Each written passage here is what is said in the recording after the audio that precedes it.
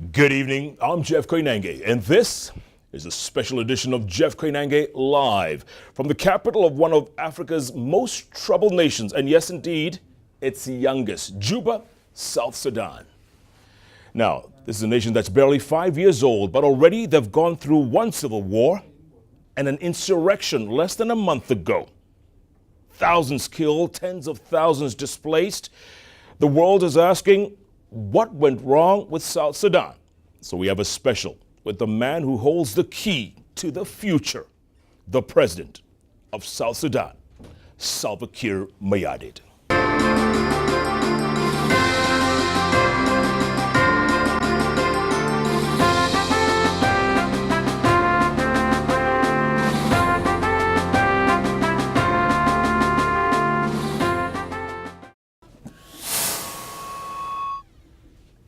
President. How are you? How are you, sir? Nice meeting. Good to see you. So do I too. You well? I'm good. Asante, thank you. Thank you. Welcome. So you have changed my seating. Yeah, we've changed your seating a little bit. We'll return it to its original after. Thank you, sir. Thank you very much. How are you? I'm good. Yeah? Pushing on. Pushing on. Strong. Of course. President, first of all, thank you so much for giving us your time. Most welcome. And for inviting us to Juba at this time. I know you're very busy with everything that's been going on. Thank you. It is. So the first question a lot of people are asking is, are you in control here? I'm in control. If I was not in control, you would have not found me here. But I was saying earlier on in my introduction, a country that's 5 years old, and you've already gone through two very traumatic and serious events. What does that say about South Sudan? What does that say about this country? It is not the country, but rather than the people. There are people who are power hungry and who would not want to follow the system that people change power. Peaceful means of changing power. They are too impatient to wait for that. Yeah. So let's mention these people while we're here. I mean, obviously, Riek Machar, who was your first vice president for a long time. And then up until this past incident on July the 7th, tell us what happened. Because you were both in the palace. You were both here. What happened? Well, what happened on the 7th, none of us was there. It happened on the road in the checkpoint. When his bodyguards went and attacked the checkpoint, which was manned by the national security with some few military police men. So they attacked them. They killed 4 of them, 2 from national security, 2 from the military police, and another, a civilian doctor who was passing by, was shot there.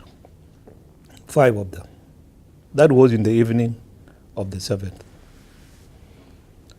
In the morning of Friday, there was supposed to be a meeting of the Council of Ministers.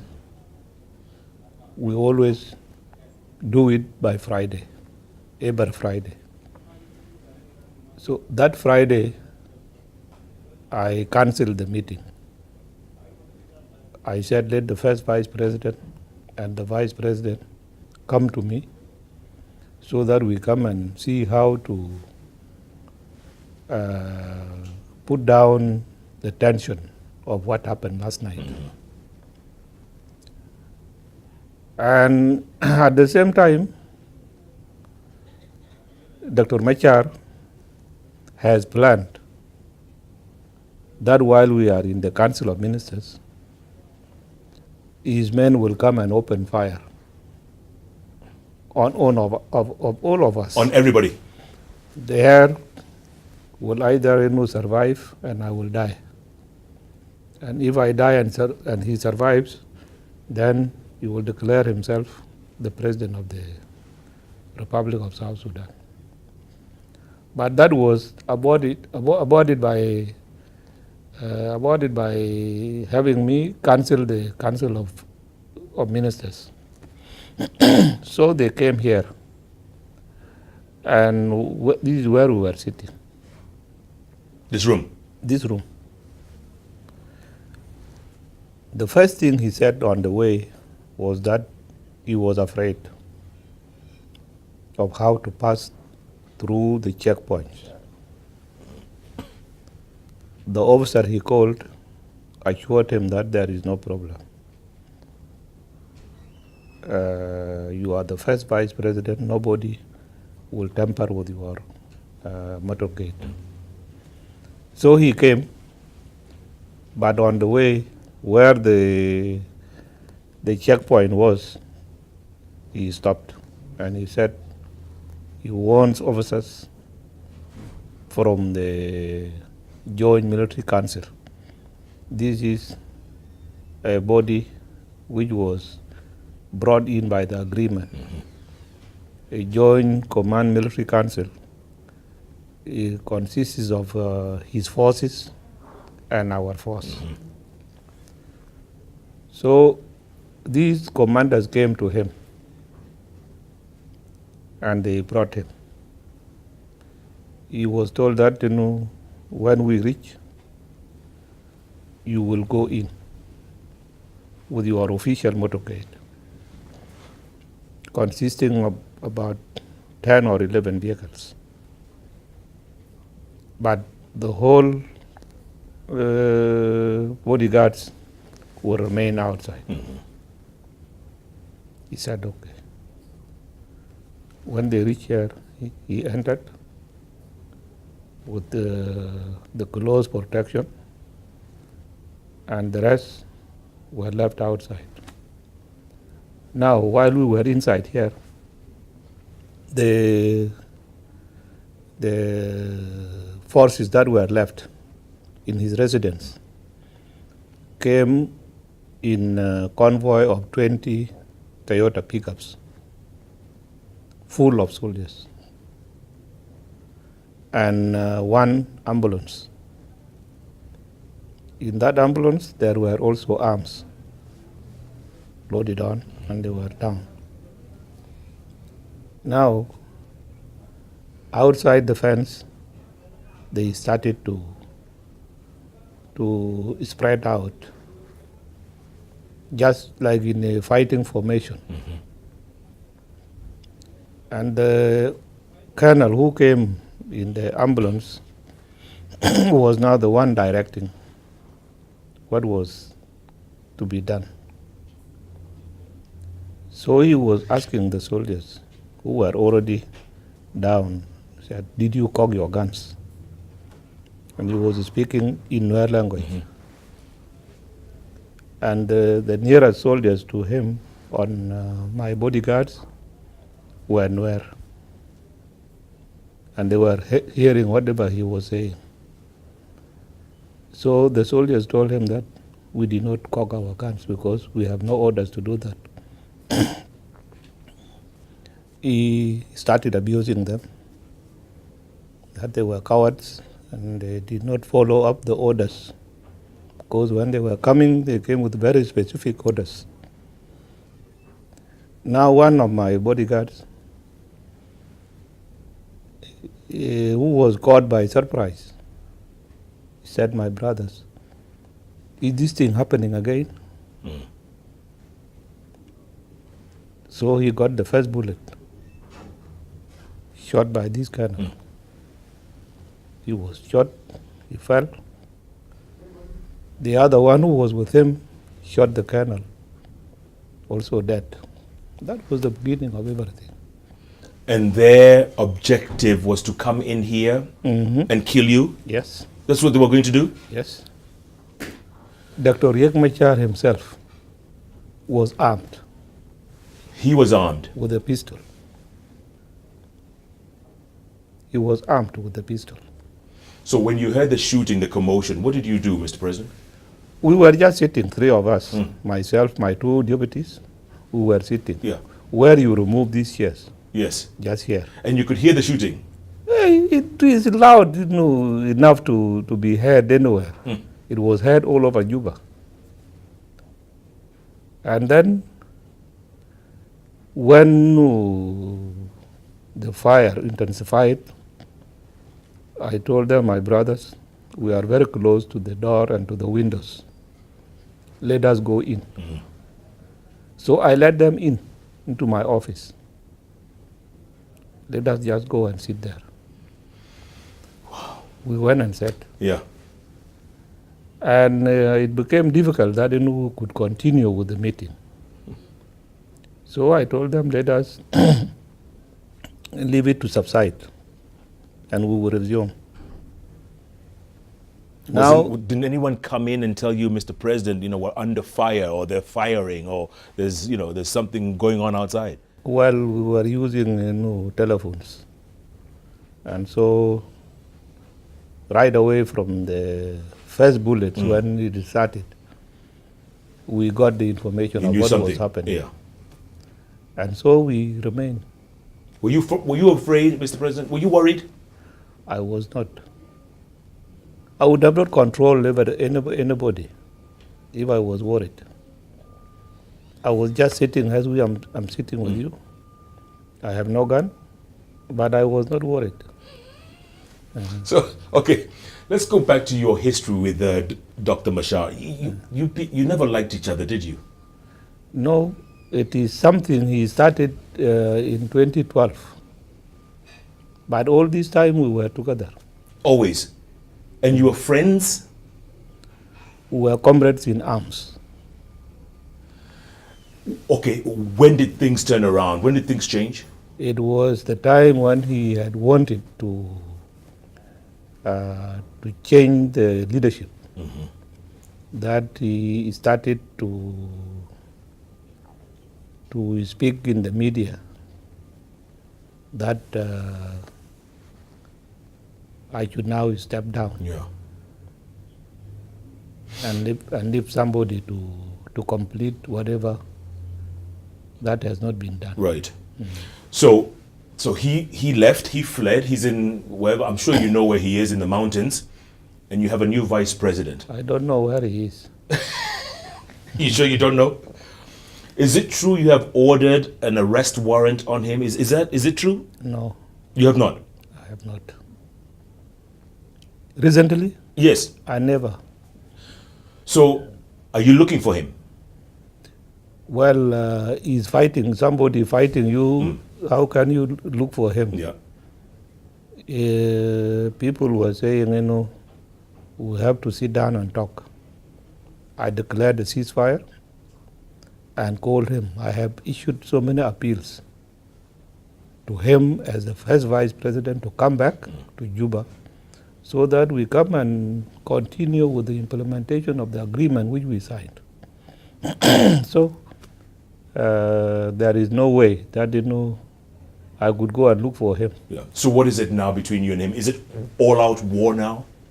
I'm not fighting him, but I'm on defense because I'm defending the country, and should he come with whatever military force that he has, he will also be met with such a force. And that's the fear among many, especially people who are not from South Sudan, Mr. President, is the fact that all this fighting since 2013, people are wondering what's going on. When is there ever going to be peace in South Sudan?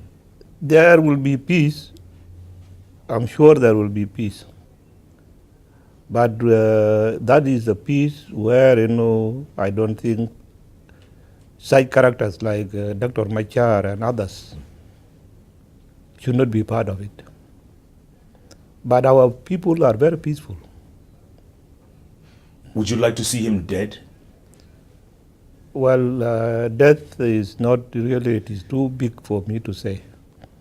Because somebody who created him knows the purpose why he was created.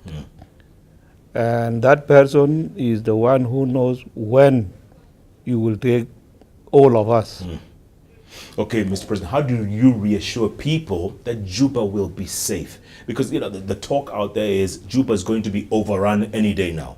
Juba, nobody will who will overrun it? Who will overrun it? Nobody will overrun Juba. How do you reassure people? There is, now that since you came, did you hear any bullet being fired? No. In Juba? Not today. Even since that day when I declared ceasefire, that was the end. The guns went silent. That was on the 11th of last month. July, yes. And what's to not stop the guns from being fired up again? What's to not stop it? Are you going to stop it? Are you going to, your people, your army? Now we are already doing it. We are now doing it. The army is very disciplined now, have accepted to cease fire and only to wait to fight on self-defense, if they are attacked. Well, some of the people who aren't very comfortable with the security situation is IGAD. You know this. On this coming Friday, there's a meeting between IGAD, the 5 countries, and the African Union. And they want an intervention force, Mr. President, which you have been fighting, which you have been resisting. Well, I don't see the reason why there should be a foreign intervention to come and do what now? To come and there is no protect fighting the in Juba. There is no fighting in Juba. Whom are you coming to protect the civilians from? The civilians still feel unsafe, Mr. President. That's the thing, because under their own government? Well, tens of thousands have died since 2013. Well, that was what was done by Machar. And this is what he wanted to happen this time. But this time people have really known what was going to happen. And so the army was certainly sure of how to protect the civil population. No stray bullets that has gone to the surroundings of J1 here, right? Leave alone Juba. So what do you tell IGAD when they meet on Friday and all the African Union and all the representatives? What do you tell them? You know, I am a member of IGAD countries. Although they don't invite me, I am a member of IGAD. I'm a member of the AU. I'm the member also of the UN.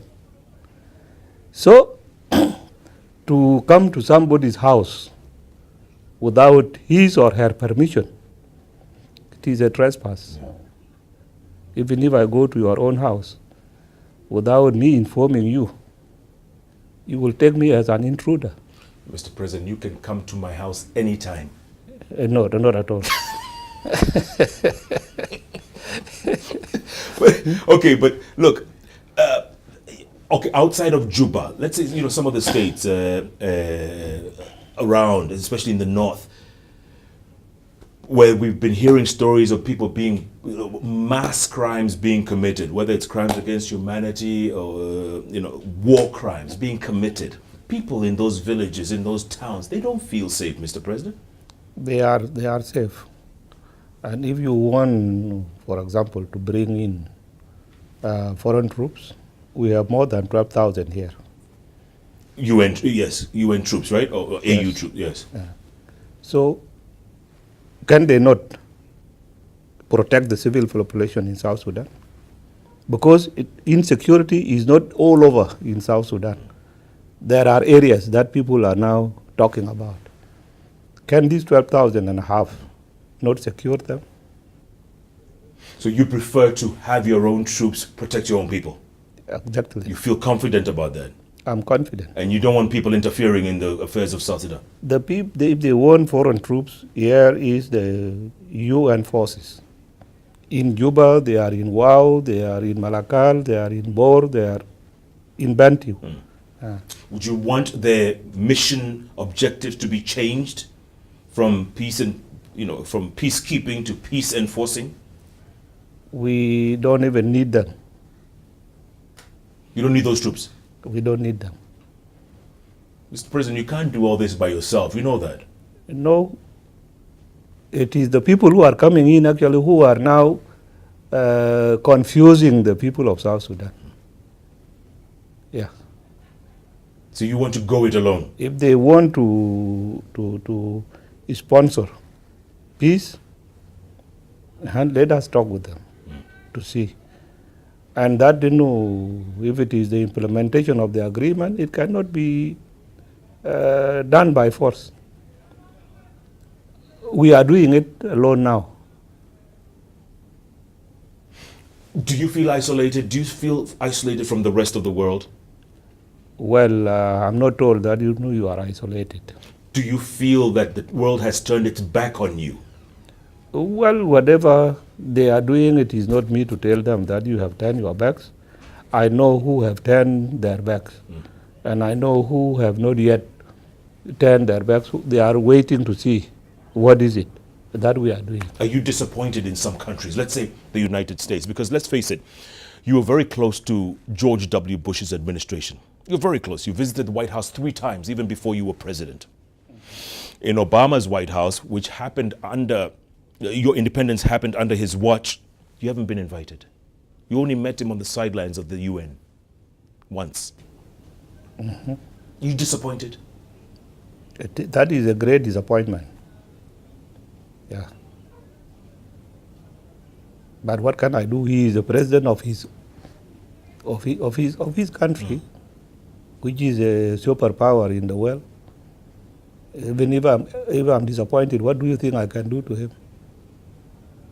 Well, you can tell him, look, Mr. President, your administration was very supportive of South Sudan. Suddenly, you're shutting the door on us. Why? Well, I have many other venues of saying it. If he was here in this room with you now, Mr. President, what would you tell him? If he, let's say, showed up in Juba, Obama. If he shows up in Juba, I will receive him very warmly. And when later on we sit down to talk, we go to business, I will tell him where I'm disappointed and where I really still stand with him. If America had been supportive of you more since 2011, do you think Juba would have gone a lot farther than it is today? If there was no war in Juba in 2013, would have gone very far, even without America. So when you go to sleep at night, do you tell yourself, this job is just, this is a huge task here, and very few people are grateful? Well, when I came to this office, I knew it was not easy. It was difficult because we fought for 21 years, of which I was one of the leading commanders in the battlefield with my late brother, Dr. John. We were many, including Dr. Machar, but all our colleagues decided to abandon us, and they wanted to make a shortcut that they can go to Khartoum, make very vague agreements, thinking that that would be the best way to achieve peace in South Sudan. But when that thing did not work, Machar came back. The rest went and died there. But Machar came back, and we received him. We received him, and he became number 3. But he wanted to be number 1. Yes, of course. When he ran away first, he disagreed with Dr. John, and he went to Khartoum, making what is called Khartoum Peace Agreement, which was concluded in Khartoum. If I fight you, my friend, I cannot go to your house, and then we signed the agreement there that we have reached an agreement, a peace agreement, in your house without any ground truck. It is not peace. It is a surrender. That means I have surrendered to you. Right. And this is what they all did. But when it did not work, they came back to us. Have you ever thought of stepping down, resigning, walking away from all this? I can do it, but let me tell you this. If I leave this year today, you will be talking about genocide in South Sudan, which you people are now saying when it has not come. Even if Riek has succeeded on the 8th of July to kill me, I don't think that he would have come to Juba today. Well, Mr. President, let's take a break, come back, talk about Kenyans. Your relationship with Kenya is very close, very warm, but Kenyan banks are crying foul because your economy is in a tailspin, Mr. President. Let's face it, you have a major problem, not just political and military, but your economy as well. Let's talk about that after we come to break. Oh, okay. We are live in the South Sudanese capital, Juba, with President Salva Kiir Mayardit. It's a special Jeff Koinange Live. We'll take a break, come back, plenty more ahead. Stay with us. We are back in a moment.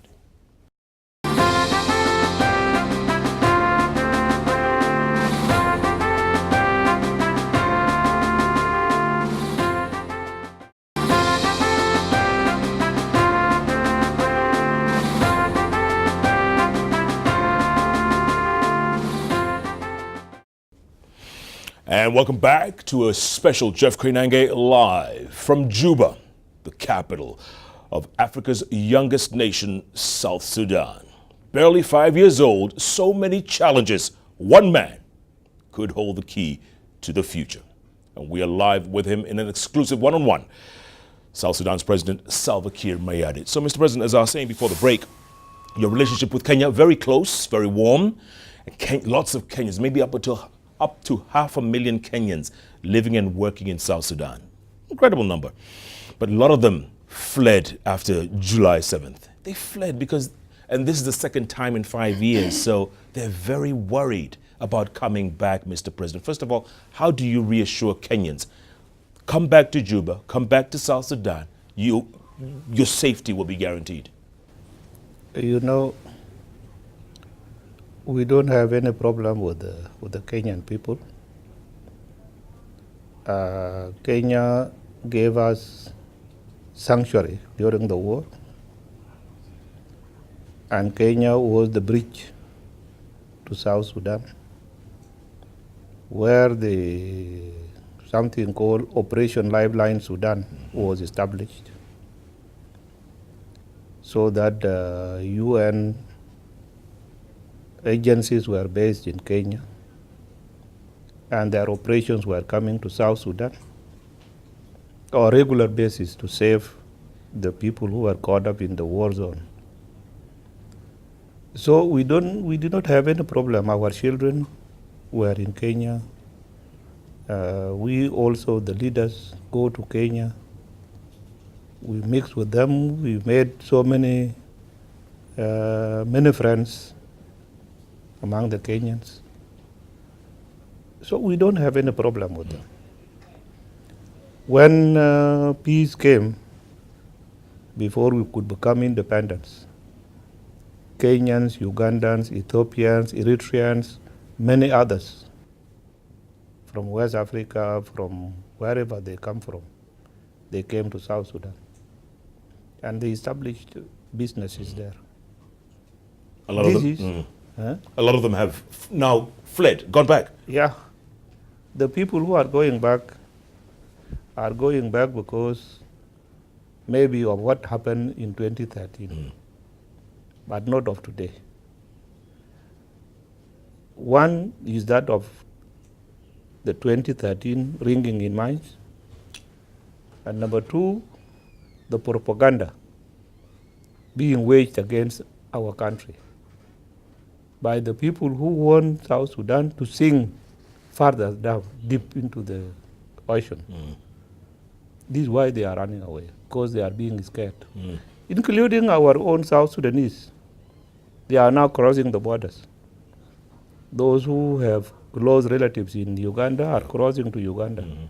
Those who think that Kenya is nearer to them, they are crossing to Kenya. Yeah. So it is not only the business people in Kenya. That thing has effects on the economy. I don't deny that. And so, what is it? How can I assure them? Yeah. Even if I tell them that, come back, you have no danger. And they don't see it by themselves. They will not accept what I'm saying. The only thing to convince them is to keep the guns silent, the way they are now. Yeah. Are you going to guarantee that? I can guarantee that. I was talking to some senior bankers in Nairobi, and you know, KCB, Equity, CFC stand big here. But they were complaining now that we can't get any money out. The dollar's being held. The banks are holding the dollars because your economy is in major trouble. Right. How would you tell them? It was not my making. Even in Kenya, there are banks also who have suffered the same fate that our banks are suffering. But whose mistake is it? We in South Sudan were depending, our economy was based on one source of income. That is oil. But with our troubles in South Sudan, oil also suffered its own fate, that the oil prices internationally dropped. Number two, our own oil production got reduced because of the war. Some of the wells that were functioning were destroyed by the rebels, so they have to be shut down.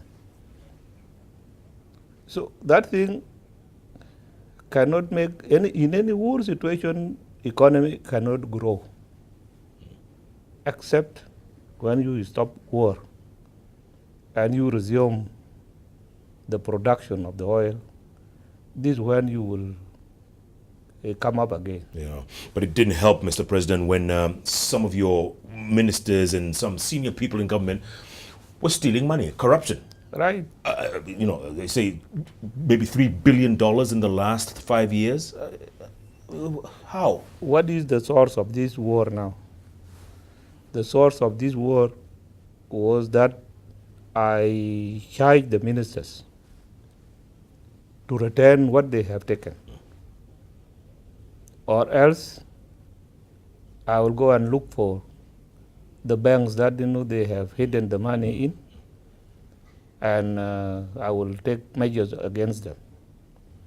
This is why those of Machar staged the coup to defend themselves. And to be frank with you, some of my money are banked in Kenya. From these corrupt people? From these corrupt people. They're hiding it in Kenya? They are hiding it in Kenya. You know this? And they have refused to reveal. But you know this for a fact? Okay. So what is it?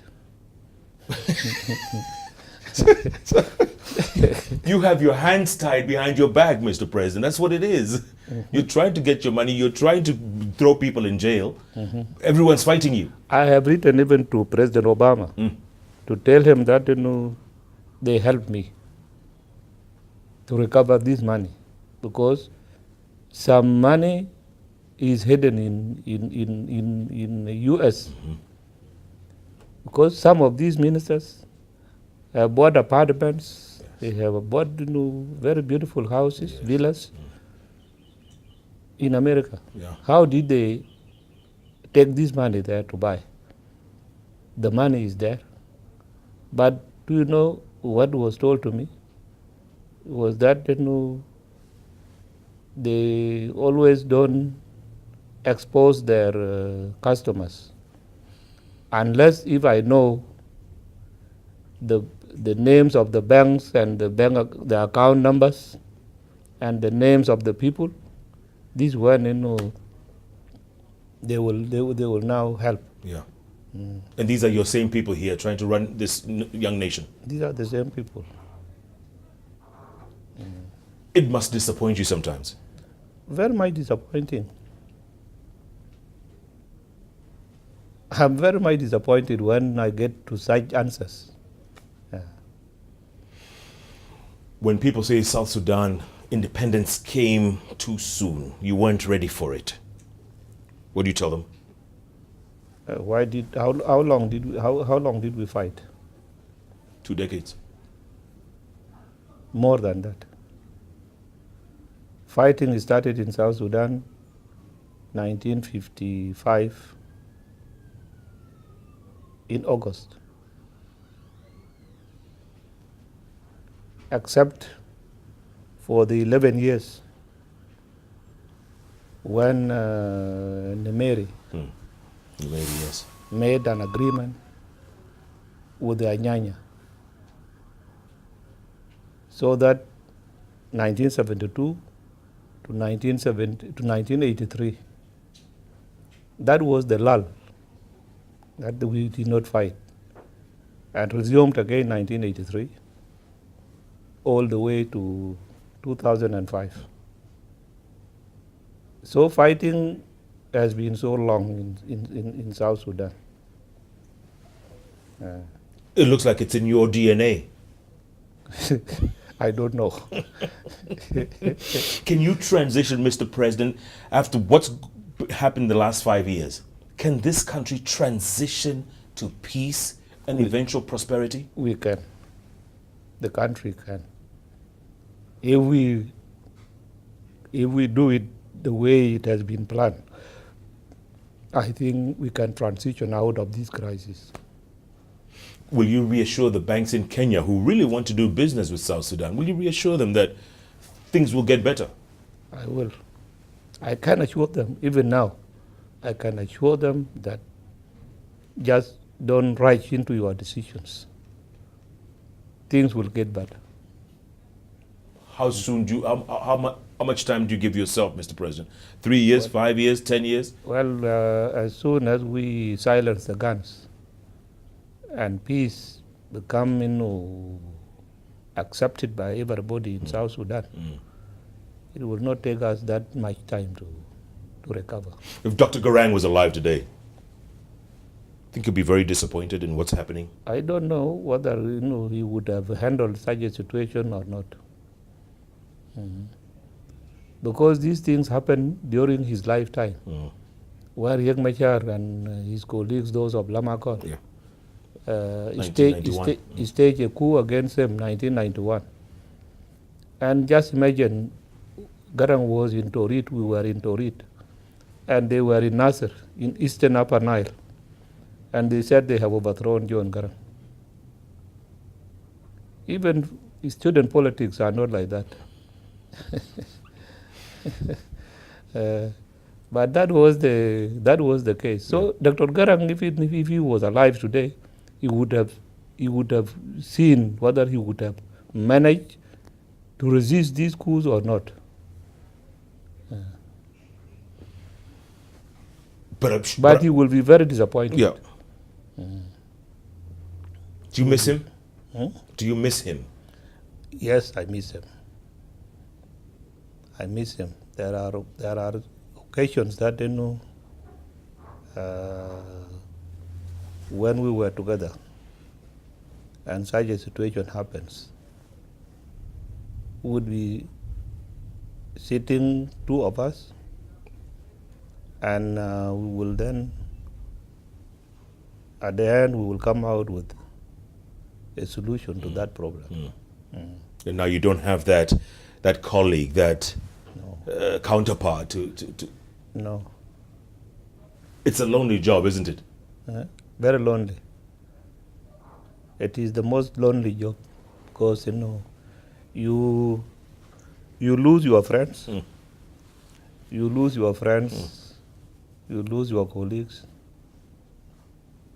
I said the other time that it is a voluntary imprisonment. Voluntary imprisonment. Yes. So you wouldn't wish it on your best friend? Well, if your best friend wishes it to do it, Yes. You tell him that. Yes. I told one of my colleagues, the current president of Zambia, when he was campaigning to become the president, I told him, my brother, You do it, but you know that the day you will succeed, I wish you a success.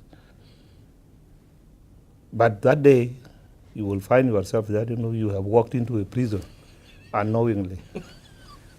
Unknowingly. Yeah. He said, what happens? I said, first of all, you will not again be allowed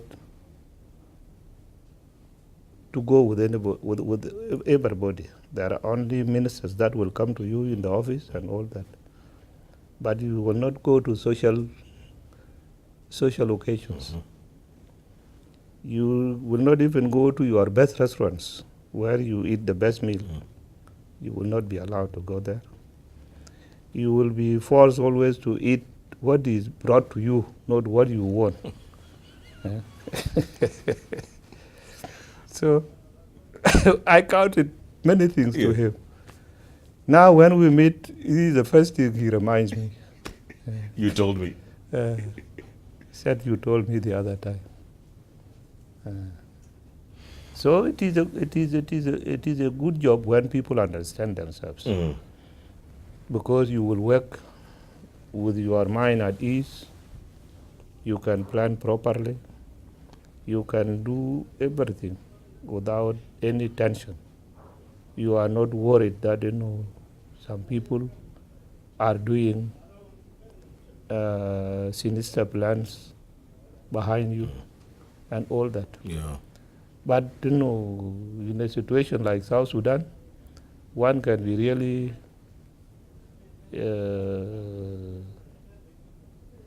think twice or otherwise. Yeah. Like when it happened here, and we were sitting on these chairs. What is it if I had just jumped out of the office and ran? Yeah. That would have been the end of everything. Even those who want to make business in South Sudan, they would have not thought of coming. If there's one thing you could have changed in the last 5 years, Mr. President, one thing you could have done differently, what would it be?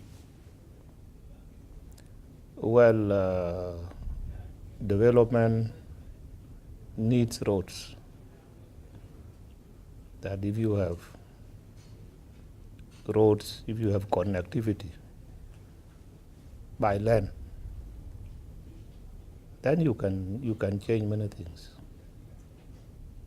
in a short time. Yeah. And we are a landlocked country. There is nowhere that we could prosper if we don't have roads.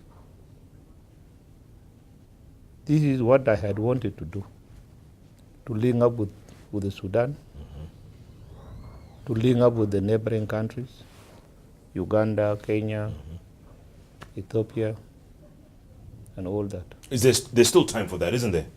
There's still time. There is still time. Yeah. You were saying earlier on, you're part of IGAD, South Sudan. South Sudan is obviously part of the African Union, but they don't give you the respect you deserve. Is that how you feel? Yeah, exactly. Would you say and especially after this, because they leave the criminal and they put the blame on me. Like now, the last one, it was a palace coup, which was staged by Dr. Machar. Who among these presidents can leave that person to get away with it? Riek Machar was in my hands here. If I was just to turn his pistol and shoot him, who would have blamed me? Nobody. But they would have condemned me all. That I lured him to the palace to come and kill him. Right. Which is what they're saying, which is what they would have said. I did not lure him to come and kill him. He had the intention of coming to kill me. Otherwise, he would have found me with my guns. And you know how to use them. I know how to use them.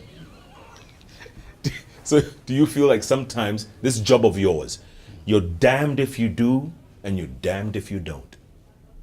Right. Yes. And so But I'm happy that I saved his life. I protected him, and that is And if good. he comes back now, if he says he wants to come back, what do you tell him? Because you've already replaced him. You have a new first vice president. Well, he will remain with me as if he accepts to stay. He can stay as ordinary South Sudanese citizen. You will allow him back to Juba? I will allow him.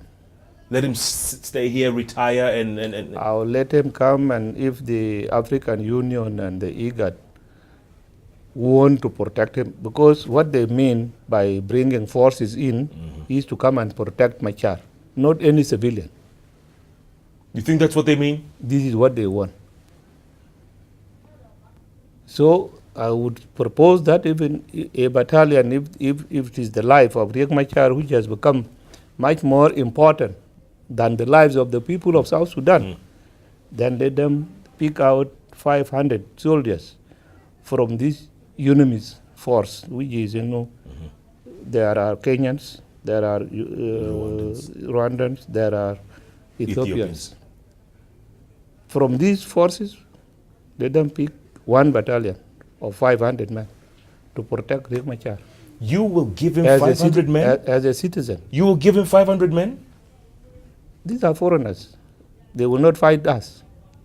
But you're willing to protect him with? And to feel comfortable.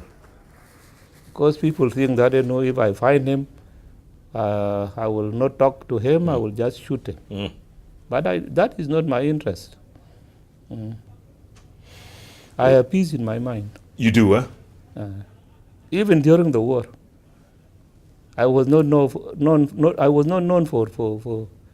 for just killing people. One of the peaceful commanders that Dr. John had was me. Is that right? Are you afraid when people talk about the ICC? Are you afraid that eventually they may come for you? They may come for Dr. Machar. They may come for the leading commanders. Are you afraid? Are you worried? Well, I'm not worried because I am innocent. I have done nothing. It was Riek Machar who actually provoked that situation, which led to the death of many people. Yeah, I did not.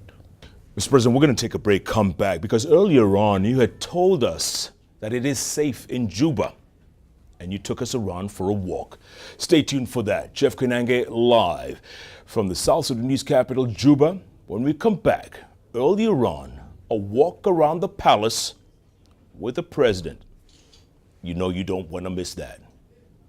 Back in a moment.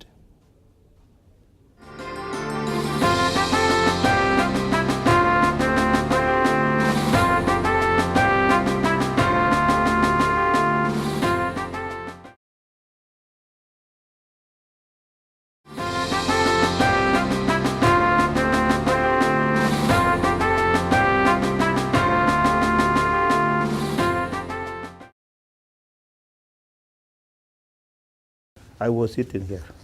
And Riek Machar? Riek Machar was sitting here. And then you heard pum, pum, pum, pum. It is not something to be heard. You can even hear when the gun is being cocked. Oh, Lord. It is not far away from here where it started. And then, of course, you heard from the radio that something is wrong. So we knew it was the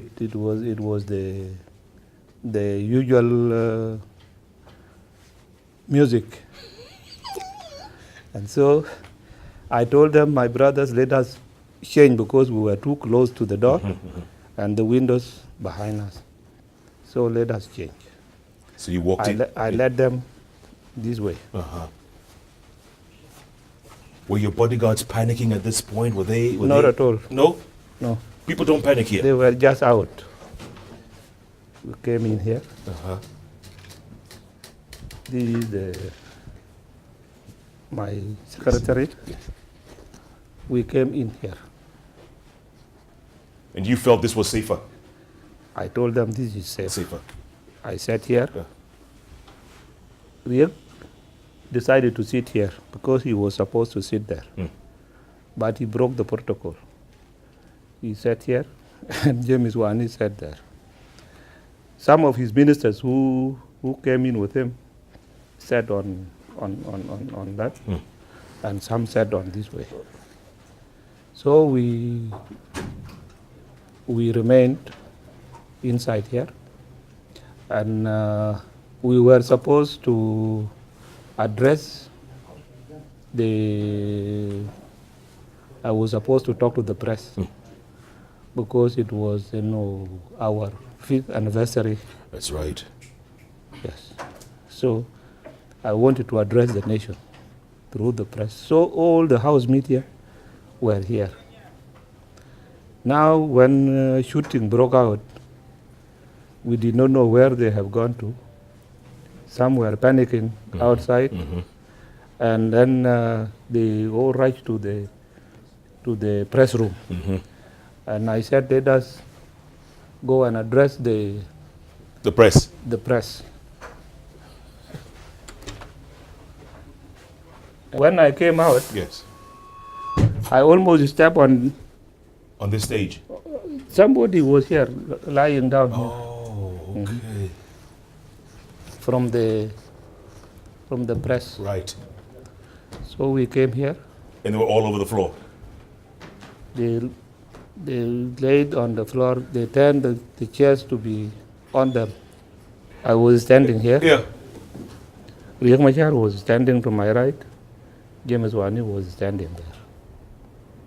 So we made the address, telling the journalists not to panic. Right. And that, what happened, we will not tell you because it is outside and we are in the office here. But please keep calm. And Riek Machar was with you? He was with me here. After I have talked, I gave him the chance also to talk. The same thing went to James Wani. He came and talked. After we have calmed down the press people, we went back. After fighting was not stopping, but it has a bit subsided. We decided that, this is the time that I should now address the nation so that it can be taken to the TV, so that, they could be reassured. So we went back to go and talk. After that, we came. Now there was no fighting. It was quiet. It was quiet. And my officers came to tell me that, it is now clear. Dr. Riek, while we were sitting, knew that, these are his people. But why did they do that? It is something that I cannot answer by that time. Because he knew. And he wanted to pretend not to know. Right. I said, okay. Now let us see how to take all the media houses members that came. How do we take them back to their offices? Safely, so that they can go and report what they have seen. And it was rather difficult. So we took APCs, armored personnel carriers. correct. This is where we put them in, and they were escorted to their offices. After that, we took our own staff from the office. They went to their places. The next was how to take Riek to his house. And this is why I have remained in. I did not allow him to remain alone. Because there were very angry people. Those who might have lost their relatives in the action. Yep. Some have lost their very good friends. So it was a mixed feeling. And you never know who will do what. So what'd you do? So I kept remaining with him to assure him, at least to give him courage. Was he panicking? What was he saying then? Of course, he was not panicking in the fact that, but you can see from his face that he was shaken. He was afraid. Now, when we have cleared everybody, I said, bring the convoy of Dr. Riek so that he leaves.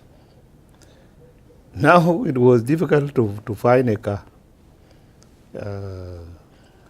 His cars were either demolished or disabled and cannot take him from here. I said, okay, go and bring my car. Your official car? My official car was brought from behind the fence.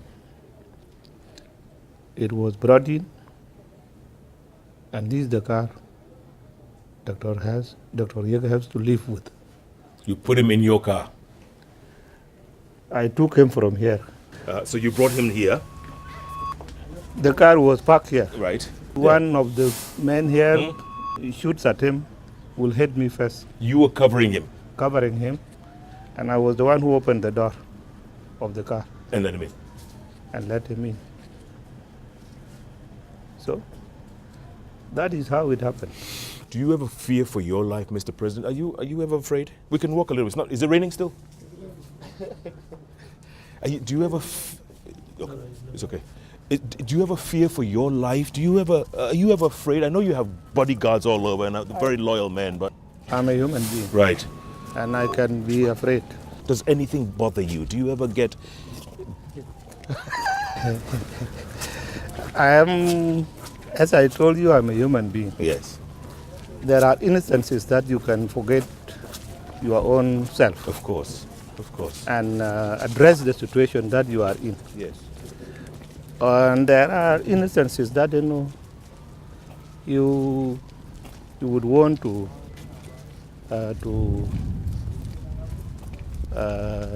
run away with your life. Yes. Yes. Do you regret becoming president? Well, I don't know my destiny. I cannot regret. It was not my choice. No, it wasn't. I never dreamt about it one day. Yes. That I would become the president of this country. Correct. But I found myself in. What's the best part? Huh? What's the best part about being president? Well, I don't know the best part. There is no best part? What's the worst part?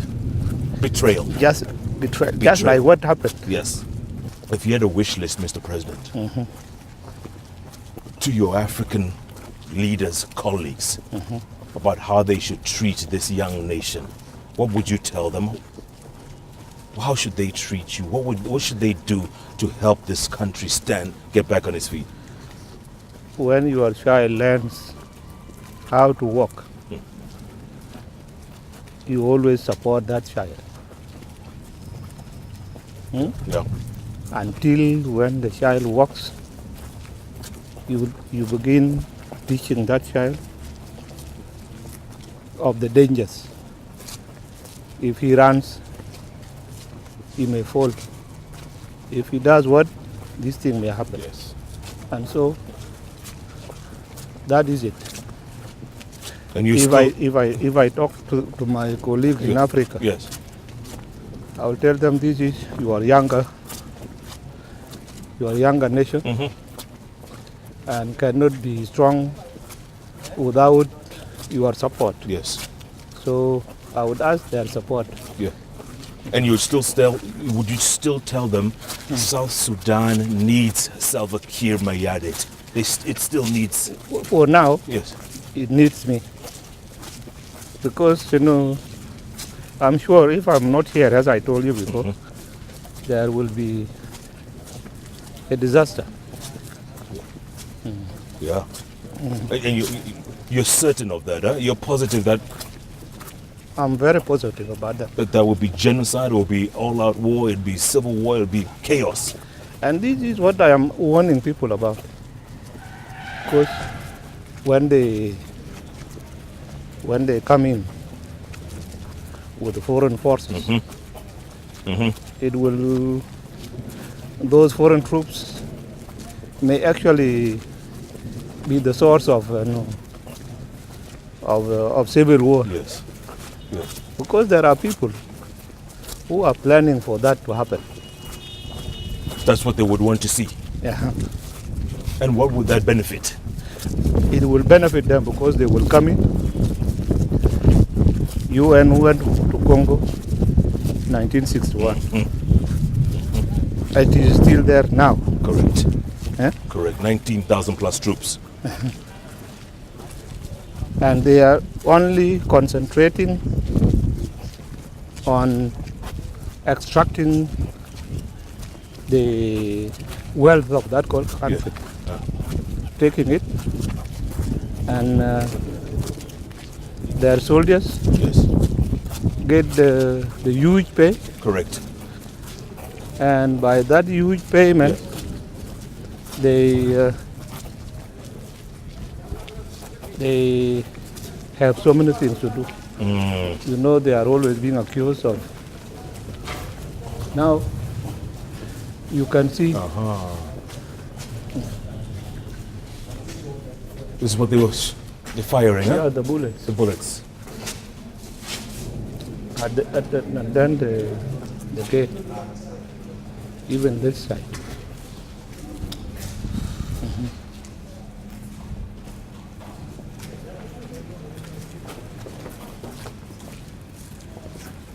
Did they kill many of your soldiers? Did they? Of course. They did, huh? Yeah. My goodness. At the presidential palace. How do you do that at State House? How do you do that at?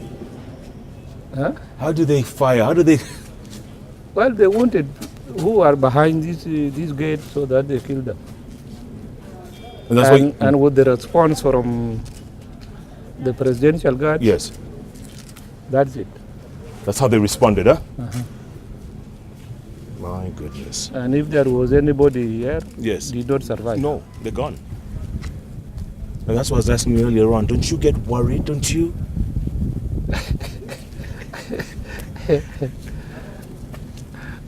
I get worried. I'm a human being. Yes. Oh, your family, I'm sure. Your family must fear for you all the time. And you're going to do this till when? How long do you want to do this? Well, After the transitional period, what are you going to do? I would have just been out a long time ago had Riek Machar left us to go smoothly. Yeah. I would have just establishing law and order.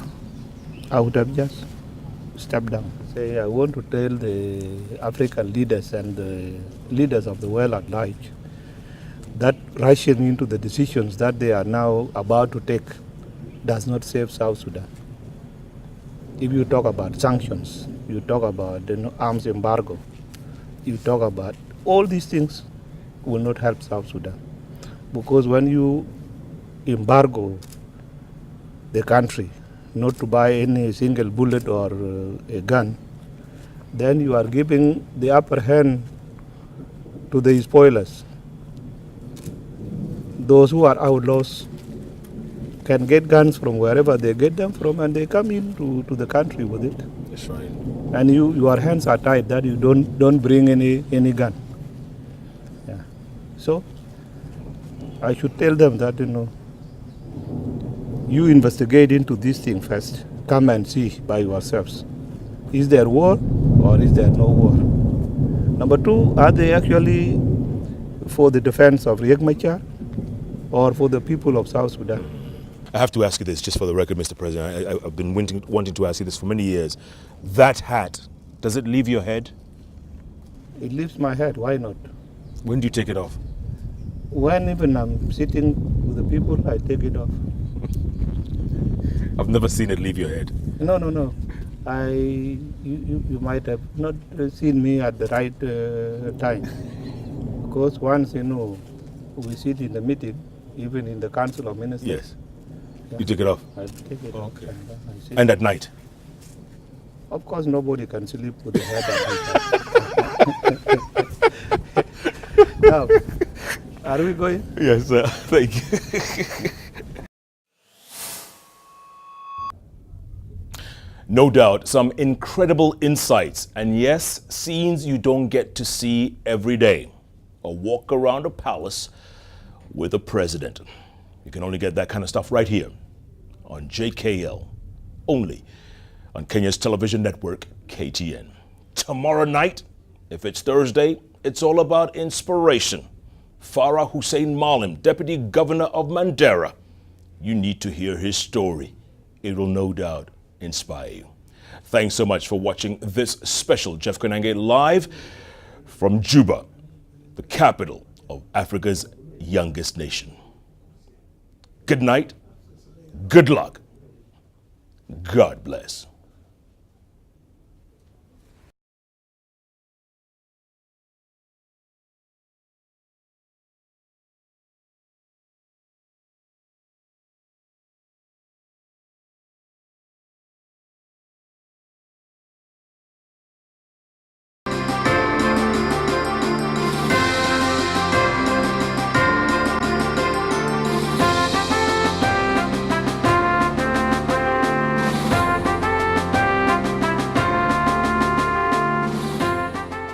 It was aborted by having me cancel the Council of Ministers. So they came here, and this is where we were sitting. This room? This room. The first thing he said on the way was that he was afraid of how to pass through the checkpoints. The officer he called assured him that there is no problem. You are the first vice president, nobody will tamper with your motorcade. So he came, but on the way where the checkpoint was, he stopped and he said he wants officers from the Joint Military Council. This is a body which was brought in by the agreement. A Joint Command Military Council. It consists of his forces and our force of the 7th. In the morning of Friday, there was supposed to be a meeting of the Council of Ministers. We always do it by Friday, every Friday. So that Friday, I canceled the meeting. I said, let the first vice president and the vice president come to me so that we come and see how to put down the tension of what happened last night. And at the same time, Dr. Machar has planned that while we are in the Council of Ministers, his men will come and open fire on all of us. On everybody? There will either survive and I will die. And if I die and he survives, then he will declare himself the president of the Republic of South Sudan. But that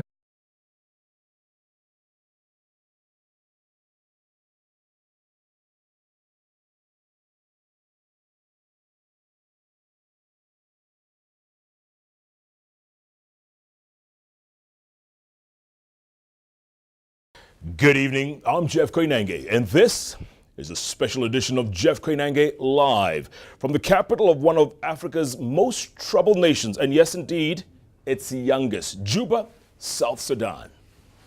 Now, this is a nation that's barely 5 years old, but already they've gone through one civil war, and an insurrection less than a month ago. Thousands killed, tens of thousands displaced. The world is asking, what went wrong with South Sudan? So we have a special with the man who holds the key to the future, the president of South Sudan, Salva Kiir Mayardit.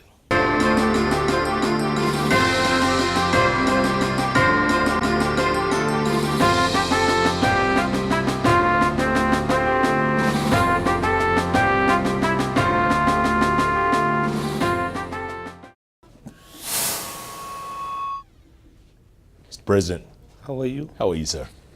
Nice meeting. Good. That people change power. Peaceful means of changing power. They are too impatient to wait for that. Yeah. So let's mention these people while we're here. I mean, obviously, Riek Machar, who was your first vice president for a long time. And then up until this past incident on July the 7th, tell us what happened. Because you were both in the palace. You were both here. What happened?